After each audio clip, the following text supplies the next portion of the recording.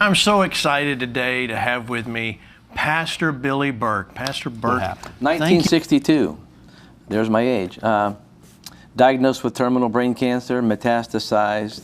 I was in the hospital in Pittsburgh, in Oakland. Diagnosed with terminal brain cancer at 9 years old. Was taken to a hospital in Pittsburgh, and they wanted to begin treatment. This was 62. At the tender age of 9 years old, Billy was diagnosed with terminal brain cancer. He was told he only had a few days to live, but his grandmother refused to give up on him. Well, I was diagnosed at 9. It was the summer that I was 9 years old, of terminal brain cancer. It had metastasized, which we didn't understand that word then, into the lungs, into the back. I had lumps all over me, and my eyes crossed into my head, paralyzed on one side. I'd given 3 days to live. So the tumor was diagnosed in my head. My eyes had crossed into my head completely, so my vision was either blind or double. My motor skills were gone and paralyzed on one side. The cancer was spreading into my lungs. My back had lumps all over it. They said that with surgery that I could possibly live another 3 days to 3 weeks with surgery. And so when the doctors reached the verdict that I had just had days to live, and that if they did cobalt radiation, back then was the big breakthrough thing, and they said if we go into cobalt radiation, we may be able to spare his life for a few months. So before I knew it, I was scheduled for surgery, did have surgery. I was on the operating table 18 hours. And my grandmother, who was an avid Catherine Kuhlman listener, my grandmother said, get him out of that hospital. Let's take him down to a Friday morning meeting, and God will heal him. When my grandmother spoke up and said, no, we're having him discharged. And they said, you know, you're crazy. Well, they said, no, I'm taking him to a service a few blocks from here. I didn't comprehend death at that age. I just didn't think about it. I remember the night before I was scheduled for surgery because the Pittsburgh Pirates were playing in Forbes, the old Forbes Field.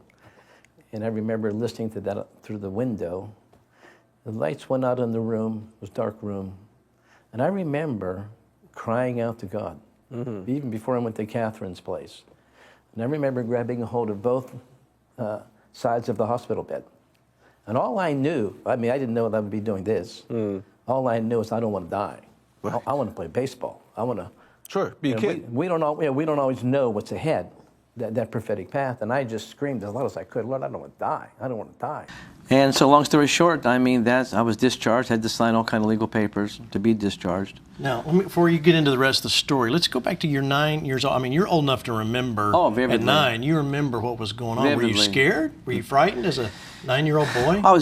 Anybody's afraid whenever your vision goes. Everything was double. So I had to put a patch over my eye to see out of one eye. I really couldn't speak. The pain was so bad. I could hardly talk. My voice, but the tumor had just taken away my ability to speak. When the meeting was on Friday with Catherine, I was discharged on a Monday. So for 4 days, my grandmother was just round the clock. Every time she got a chance. I had to drink through a straw. I couldn't see much. We had buckets of ice water by the sofa, soaking tiles, just to try and keep the pain. But my grandmother would say, when she touches you, when she touches you. I say, when who touches me? When Catherine Kuhlman's, she's going to touch you.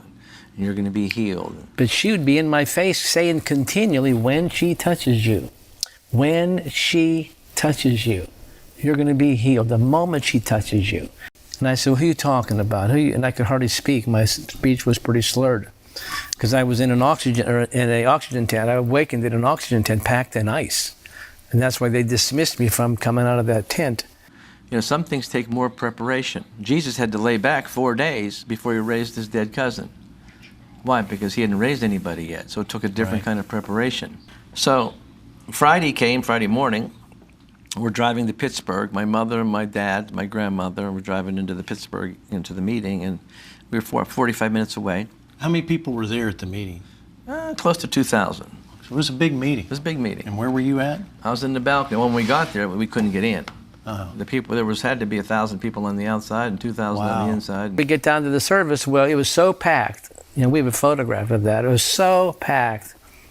We're talking probably, the church holds probably 2,000 people. There had to be 4,000 people there. There was just people everywhere all over the streets. We couldn't get in. And we were ready to turn around and go, and one of the ushers on the side door saw how bad I was. I didn't want to. No, I understand. I did not want to be there. Sees a usher. Yeah. While all these people are around you and is going like this. I thought There's a side door. I thought if I ever write my next book, it's going to be called The Side Door. And we started to leave, and somebody just yelled at us. They just out of nowhere. We didn't know them. They said, "Hey," and they waved. I remember that. And they kind of got me in a side door, and we went right up to the balcony. We're going through this crowd, and I'm thinking, what are we doing? People everywhere, and you could hear people saying, "Hey, you can't get ahead of us. You can't cut in line." All that was going on. Now, could you walk at this time, or were they carrying you? Only with help. Right. With help. With human crutches, I could walk. And he saw us from the side door and said, "Come on," like this. So he snuck us in the side door of that church and up the stairway to the balcony. So you're in a wheelchair. I was in a wheelchair. How did they take you up Oh, they carried me.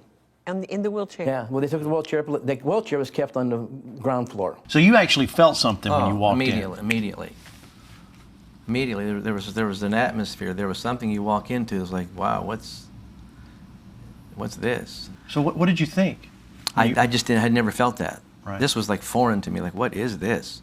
So it was the presence of God. Oh. Even at 9 years old, you knew there was something different. That's in my book coming out soon. It's the day that I knew there was more. The day that I knew there was more. And I was like, what am I doing here? You know, I don't want to go. I feel horrible.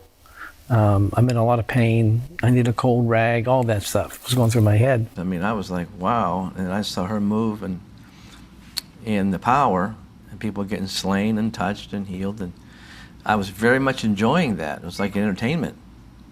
When she come out and she began to open the service up, there was some worship. So what were you thinking when you first saw her come out there? What am I doing here? Yeah. And I said, well, here's the words I said to my grandmother. Oh, Catherine, please forgive me for this. I said, how's that old woman going to help me? How's that old woman going to help me? I said to my grandmother, I said, and I did say this, so I'm not this way now. Whoever's watching me, I'm not this way now. But I said, who's that old woman? Who is that old woman? And my grandma said, don't you ever say that. She said, that woman's used by God, and I'm telling you, when she touches you. And then she turned around and pointed to me. And she said, you get down here. You're being healed of cancer. She just turned and just pointed. She said, you.